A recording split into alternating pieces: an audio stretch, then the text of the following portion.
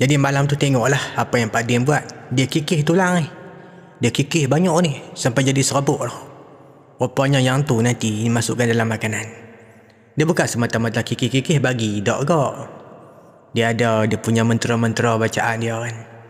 Nanti ada dia punya akad dia kan. Munirah kena lapaskan sesuatu.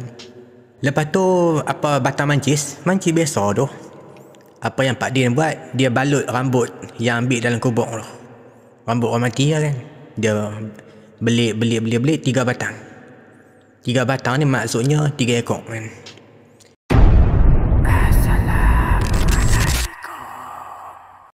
Assalamualaikum. Selamat malam apa. Cerita ni dia macam cerita legenda lah pula kan. Sebab ni cerita lama dah. Macam cerita filem pun dah ada tu. Rasa-rasa sama dia kan. Kalau di filem kan mungkin menarik lah cerita ni kan. Dan cerita ni yang sangat lama lah tu. Tahun 70 lebih. Di hujung-hujung tahun 70 lebih kan. Cerita dia pada seorang ayah kepada anak dia. Itulah yang tak cerita ni kan. Nama dia Amin. Jadi dalam cerita ni dikatakan dia berlaku dekat negeri Perlis lah. Ni Amin nak kongsi balik kan. Yang apa yang ayah dia cerita. Sebab masa tu Amin tak lahir lagi. Dia lahir masa tu tahun 80 lebih. Jadi dalam cerita ni Amin kata dia pun tak dapat bayang suasana waktu tu macam mana kan. Dia tak lahir lagi. Tapi daripada cerita orang tua kan memang kampung sunyi sepi lah. Dia bukan sunyi apa tau. Dia tahun 70 lebih. Mana ada kenderaan banyak sangat. Paling banyak basikal motor kan. Kereta jarang-jarang. Lampu jalan pun tak ada. Lepas tu apa lagi? Hutan-hutan kampung pun masih banyak. Jalan pula bukan ada semua jalan ada tar. Masih batu, tanah apa. Jalan tanah merah apa ada lagi kan. Masa tu. Tapi penduduk di kampung Amin ni memang Amin kata ramai lah. Kalau malam-malam ada je geng muda melepak kan. Macam pakcik-pakcik duduk di kedai kopi. Kedai kopi jenis warung lah kan. Kedai kayu ni. Memang penduduk ramai kampung si Amin ni. Sampai lah ni lah ramai penduduk dah. Jadi nak jadi cerita kan. Ada satu petang tu. Ni yang ayah dia cerita balik kan. Ada seorang lelaki nama dia Syed dah. Lepas tu bini dia nama Mariam. Lepas ni nak bersekar petang-petang ronda dah. Masa tu yang si Mariam ni. Dia mengandung dah. Cuma tak sebut lah mengandung berapa bulan. Jadi masa naik basikal tu. Sampai kat satu simpang kan. Tiba-tiba ada motor main sebiji dah. Gang langgang dah. Motor pada zaman tu lah. Tak sebut lah motor apa kan. C70 ke C80 90 kan tak sebut pula. Jadi aksiden dah report situ. Kat situ nak jadi cerita si Mariam ni dia meninggal kat situ juga. Syed ni cedera jugalah. Yang bawa motor tu pun cedera juga. Jadi benda ni berlaku dia dekat-dekat dengan kedai kopi. Apa lagi orang kat kedai kopi pakat serabu pergi tengok dah. Bukanlah macam zaman law tu. Apa-apa high accident 9999 kan. Ni cerita dulu. Dia pun nak call siapa kan. Zaman tu handphone apa yang dia pakai kan. Kalau nak telefon nak cepat kan. Jadi itulah Mariam meninggal kat situ dah. Rupanya dalam diam-diam tu. Ada rupanya yang apa pengamat ilmu hitam ni lah. Mereka duk perhati lah. Sebab dia perkenal Syed tu siapa. Mariam tu siapa. Sebab pengamat ilmu hitam ni dia orang kampung juga. Tu dalam cerita ni ayah kata. Dia syok lah kan. Pakcik tu yang dia buat ilmu hitam ni kan. Nama dia Pakcik Kadir dah. Duduk jauh-jauh dia tengok dia senyum-senyum je. Dia macam seronok lah pula benda tu jadi. Sebab apa? Dia nak jasad perempuan yang mati. Dalam perut ada kandungan anak sulung. Yang tu dia pun cukup mau. Itulah yang buat benda pelik-pelik ni kan. Jadi masa tu Syed dia tengok bini dia dah tak ada kan. Dia orang kata mengamuk kan. Dia ugut macam-macam. Dia kata dekat orang yang naik motor tu kan. Jaga orang. Aku balas balik kan. Macam mana orang buat kat bini aku. Sambil duk teriak-teriak kan. Accident kot. Bukan sengaja kan. Tak lah kot dia saja kan. Dah tahu simpang tapi laju juga kan. Jadi tak cerita pula bila kebumikan jenazah kan. Kenduri ke apa tak cerita tu semua. Tapi masa dah kebumikan jenazah si Mariam ni kan. Selang sehari 2 ya. Kubur tu ada orang korek dah. Dah lah orang korek. Jasad tu hilang. Jadi orang kampung boleh buat apa? Nak cari macam mana lah. Tu dalam cerita ni kata. Itulah orang yang mengamalkan ilmu hitam cukup mau sangat. Jasad perempuan yang mati ada anak dalam perut. Anak sulung pula tu. Dia memang orang kampung duk mencari. Tapi susah lah nak jumpa kan. Bukan ada kamera ke apa kan zaman tu. Jadi sepanjang jasad si Mariam hilang ni. Kat sini yang muncul Pontianak di kampung mereka. Dia mula-mula nak jadi cerita yang benda mula lah. Yang orang kena ganggu kan. Dia kena dekat seorang budak muda dah.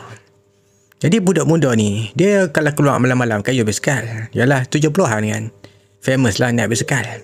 Biasa jumpa kawan-kawan pergi rumah kawan-kawan melepak apa. Jadi masa tu kan, ada satu jalan yang macam baru buka dah. Kira macam jalan shortcut lah. Tak jauh mana pun. Lebih kurang 50 meter macam tu ya. Jalan tu orang kampung buka dah. Kira laluan tu pun nampak tanah dah merah-merah ni. Orang baru pencerah dah. Sebab dekat banyak. Kalau budak muda ni nak balik ke rumah dia. Yalah bukan jauh mana 50 meter kan. Sat ya kayu basikal tu.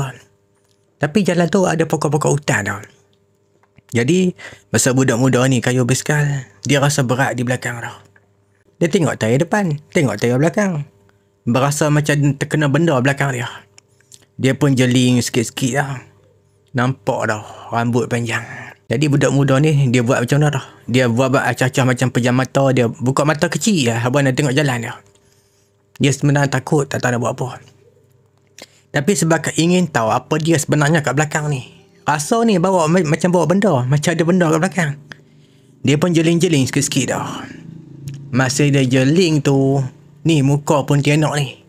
Sebelah dia ya. Tapi dia tak rupa macam muka Mariam tu pun. Budak muda ni tengok orang kata muka rosak kan. Sampai tak kenal lah siapa dia kan. Rupanya pun tianak dah. Jadi apa yang budak muda ni buat, dia lepas basikal dia berlari dah. Lari sampai dia penat sangat-sangat, terus sangat-sangat. Dia rebah dah. Masa tu benda ni jadi lebih kurang pukul 12 lebih. Nanti dia sedang dalam pukul 2 pagi. Sedang pada bensan tu. Tak apa, jalan kaki balik ke rumah dah. Basikal tinggal dulu. Esok baru pergi ambil dah. Pergi dengan kawan-kawan dia. Tak apalah siang kan pergi ambil basikal. Bukan ada apa pun. Yang jadinya malam kan. Jadi tu lah mula-mula benda ni jadi dah. Kecoh lah satu kampung yang budak muda ni. Kena tumpang dengan Pontianak dah. Jadi orang kampung kaitkan lah. Jasad si Mariam yang hilang tu. Tatah dia apa. Mereka duk syak ni mesti punya orang ambil jasad dia buat pemujaan apa kan. Itulah ramai yang kata macam tu. Tu dalam cerita ni Ayah Amin kata kan. Hampir setiap malam. Mesti dengar suara dia. Dia pukul 12 ke atas kan. Dia bukanlah pukul 12 tu sampai 6 pagi dia bunyi. Tak pun. Di antara jam tu lah 12 ke atas. Sampai pukul 5 macam tu lah kan. Dia mesti akan dengar suara budak teriak. Suara teriak. Perempuan teriak kan. Ataupun suara mengilai. Di antara tu ya. Dia bunyilah dalam 5 minit kan. Lepas tu dah senyap pula. 10 minit lagi kan dia senyap pula. Tapi setiap malam lah. Jadi ada satu malam tu kan. Yang ni kena dekat satu keluarga ni. Yang ayah cerita. Ayah Amin cerita. Nama makcik ni Maksum dah. Adalah di rumah dia. Suami dia. Anak-anak bujang dia ada di rumah. Anak bujang dia jenis tidur lambat lah kan. Tak cerita pula dia buat apa. Tidur lebat. Jadi Maksum dengan suami dah tidur lah kan. Jadi masa tu anak bujang dia. Dia dengar bunyi orang duk honggang pintu. Dia ibarat macam ni lah. Orang pegang tombol pintu. Tombol pintu jenis lama kan. Duk honggang-honggang lah. Kalau kata penyamun, dah pecah dah pintu tu. Tapi ni dah lah. Saja main-main.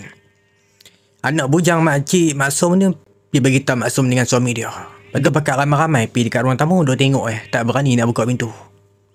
Jadi dia pada berempun, dia tengok pintu tu, yang dihonggak ni. Tapi tak dengar suara apa lah. Masa tu yang anak bujang Maksum ni, dia pergi dekat pintu, dia tak buka pun. Dia tak telinga kat pintu. Dia dengar ni, bunyi merintih lah.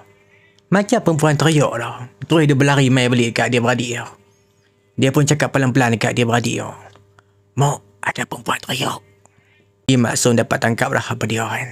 Semualah dia beradik dapat tangkap dah apa dia. Itulah Pontianak dah.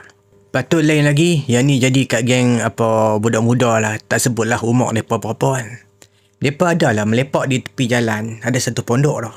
Mereka pakai lampu ayam ya melepak. Adalah 6-7 orang macam tu duduk melepak kan.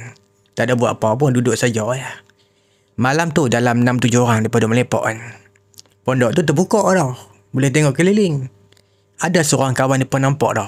Ada benda putih tengah terbang macam menjunam dah.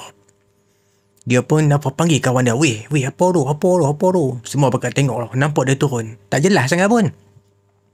Dia pun pakat tumpu tengok dekat arah benda tu turun dah. Yang menjunam tu kan.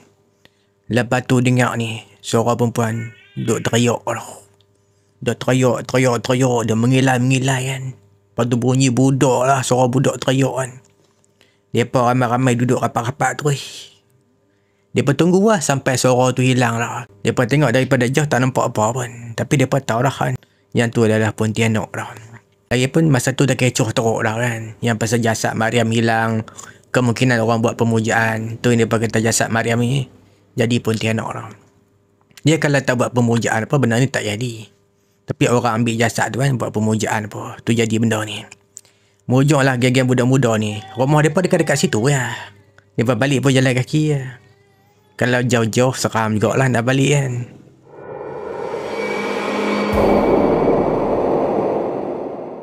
Lepas tu ketua kampung panggil orang-orang kampung, mereka mesyuarat lah kan. Bagi tahulah dekat orang tua-tua anak muda, kalau boleh malam kurangkan keluar malam kan. Tapi ada je orang keluar malam. Geng-geng muda duk melepak ada. Tapi kurangkan keluar malam. Di sekian-sekian jalan yang sunyi apa, jangan duk lalu apa. Mereka nak cari dah siapa yang mencuri jasad si Maryam ni. Sebab itulah benda ni jadi kan. Pontianak ni duk mengamuk dalam kampung. Yang mana geng budak muda yang duk keluar malam balik lewat kan. Mereka boleh nampak benda ni, suasana ni. Dia main terbumbur rumah orang ni. Dia mendarat, dia pindah-pindah dah. Dia duk terayak, meraung, menjerit kan. Dia macam perangai orang gila. Siap dia terayak, siap dia apa gelak, macam tu. Itulah yang budak-budak muda cerita kan, yang mereka nampak. Tapi jauh lah benda ni. Yalah terbumbur rumah orang kan, tinggi kan. Jadi penghujung gangguan ni kan, dekat-dekat nak berhenti dah. Hari ke, kira dah sebulan lah lebih kurang kan. Yang Syed ni, suami si Maryam ni kan, dia beritahu apa, malam tu dia dengar ada perempuan teriak depan rumah dia.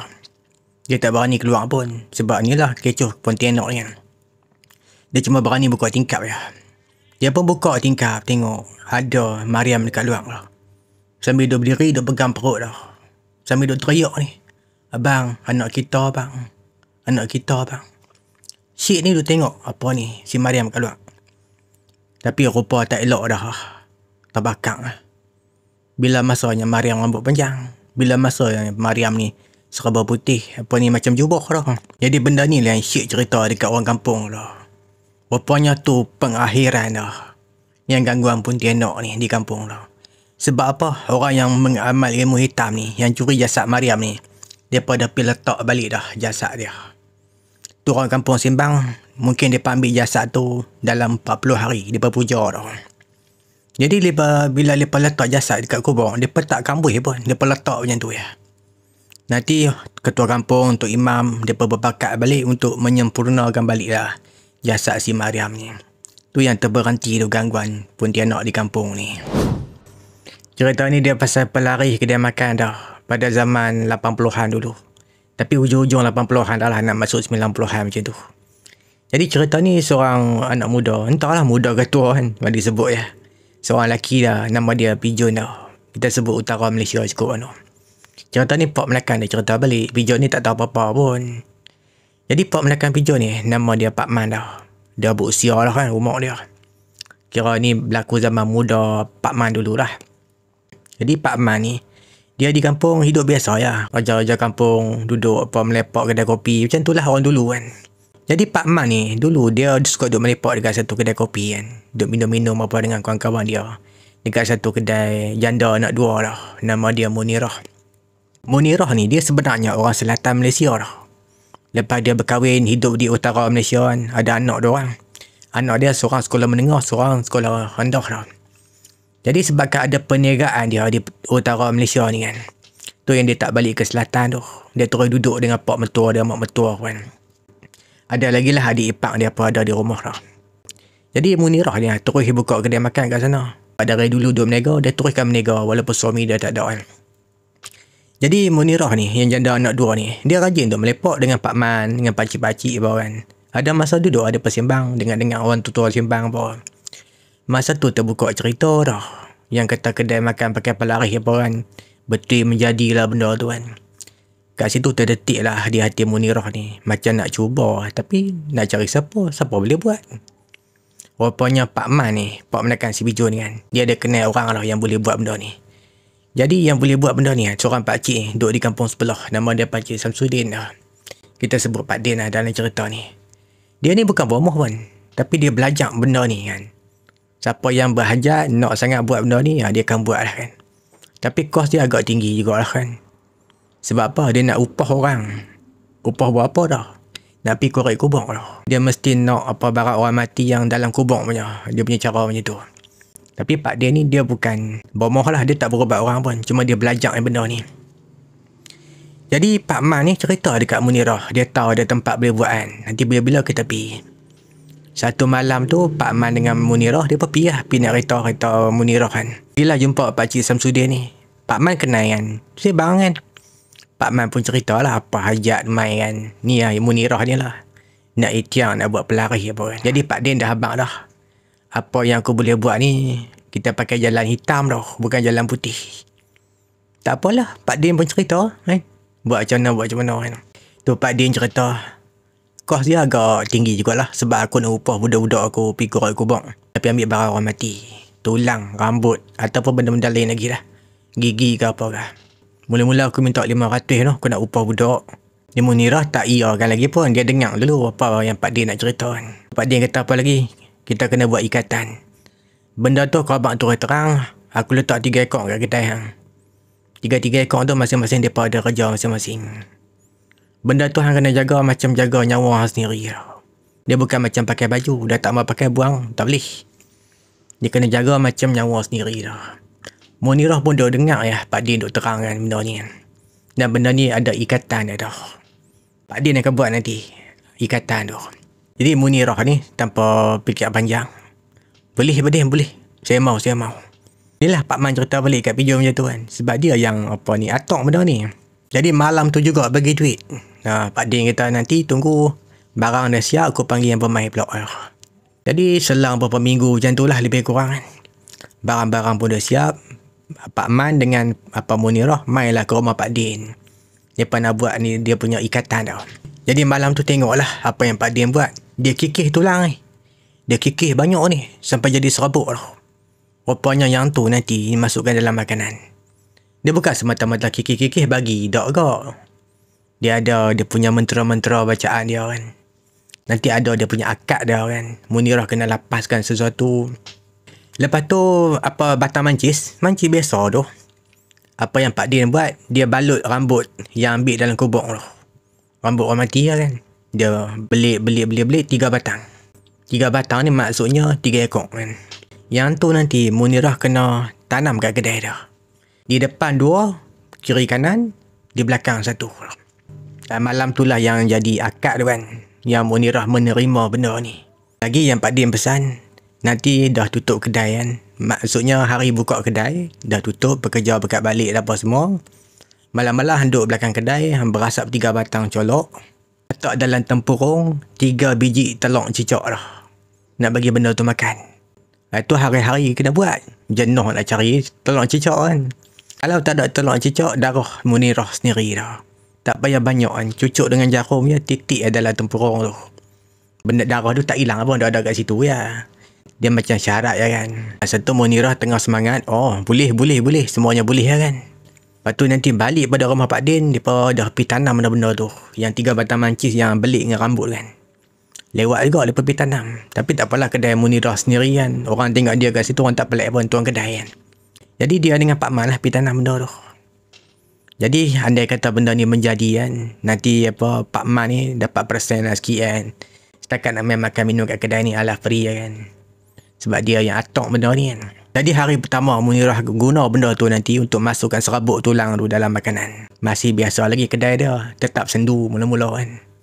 Dia dalam seminggu tu nampak dah perbezaan dah. Sampai kan Munirah ni terpaksa cari orang kerja dah, tambah dah. Sampai kan pekerja dia letih dah.